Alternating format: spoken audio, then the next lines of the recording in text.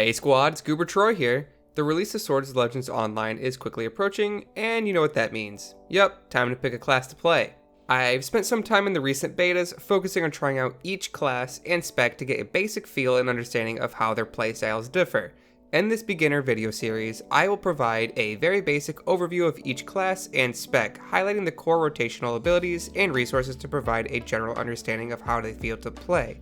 These videos are meant to be an introduction to each class and provide new players with some knowledge to help determine which class might best fit their playstyle. I will be putting together some deep dive videos in the future once the game fully releases, which will serve more as in-depth class guides. So if that's something you're interested in, please consider subscribing to the channel so you can be notified when those videos go live. It really helps out a ton, especially for a small channel like mine. With that out of the way, let's take a look at the Reaper. The Reaper is Swords of Legends' unique stealth-based roguelike class. The first spec that we'll be looking at is the Assassin, which is the Reaper's melee DPS spec. Stealth mechanics aside, this spec will focus on the application of damage over time effects while also dealing upfront chunky hits. They also have a very interesting mechanic that I will touch on in just a moment. As for the Assassin's resources, we have Edge, and this is a basic resource that recovers over time, and its primary function is to generate our primary resource called Incantations. Incantations serve as our primary spender to fuel the abilities that deal most of the Assassin's damage. Our first core ability that we'll look at is Spirit Strike, and this is the Assassin's basic attack combo. This 3-attack combo will generate 1 incantation if the 3rd attack lands. In addition, any critical hits with this ability will generate an additional incantation. The next ability we'll look at is Moonsickle, and this is a ranged combo that consumes Edge. This 3-attack combo will generate 1 incantation on the first 2 attacks of the combo, and 2 incantations if the 3rd attack lands.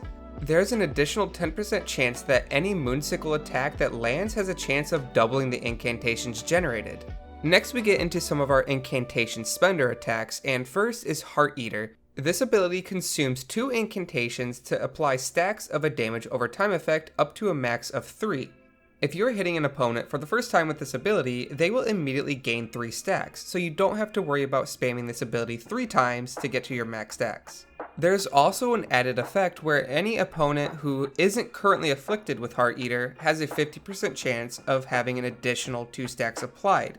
Basically, this just means that after your initial application of Heart Eater has worn off, there's a 50% chance that you will instantly apply a 3-stack Heart Eater instead of having to cast this ability additional times to reach max stacks. This next ability is the Assassin's bread and butter ability, and that's War Moon. This ability consumes between 1 and 3 incantations depending on how many incantations you have available at the time. If you have 1 incantation available, this skill will deal pretty minor damage. However, if you have at least 3 incantations available, this skill will consume 3 of those incantations to deal pretty heavy damage. Earlier I mentioned how the Assassin has a pretty interesting ability. Well, that ability is called Wheel of Frost.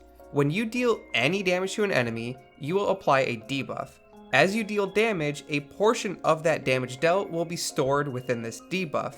Activating Wheel of Frost consumes the debuff, causing all the stored damage to pop and be dealt to the enemy immediately.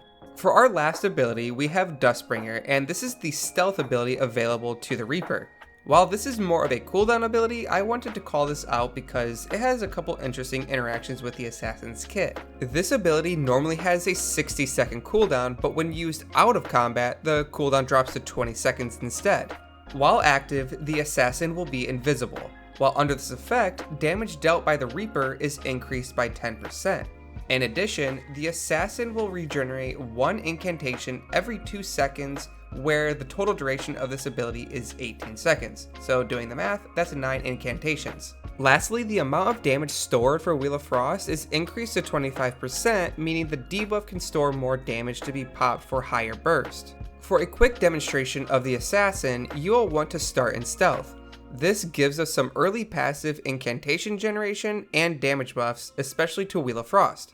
From here we want to apply Heart Eater, which because we haven't applied it to the target yet, will apply its max stacks.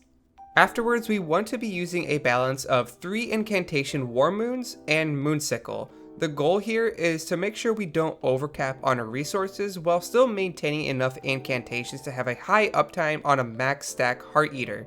The second spec of the Reaper is called the Occultist, and this is a healing spec available to the Reaper. This healer will fill the niche of having very powerful healing cooldowns. I don't normally cover the big cooldowns in these videos, but I feel like this will be an exception. The primary resource available to the Occultist is mana, and this is your pretty standard MMO mana resource, which basically fuels a lot of your abilities and regenerates slowly over time. Nothing really too fancy here. As for our core abilities, the first one we have Sea Fog, and this spell channels a mist into a target, applying a heal over time effect. If anyone has played World of Warcraft, this spell is similar to the Mistweaver's Soothing Mist spell. Next we have Enchanting Lotus, and this ability places a zone on the ground which heals allies standing within it up to a maximum of 20 healing instances. You can place up to 3 lotuses, and this UI here helps depict how many active lotuses you currently have. It's also important to note that stacking the lotuses does not increase the healing done.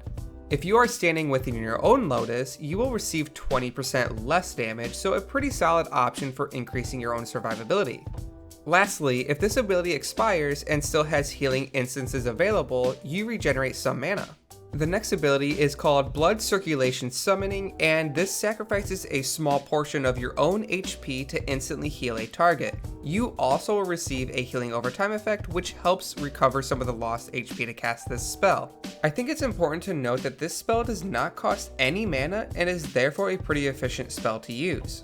As for our next ability, we have Soul Bond. With this skill, you will link yourself to an ally, causing 10% of the damage received by your linked ally to be transferred to you instead.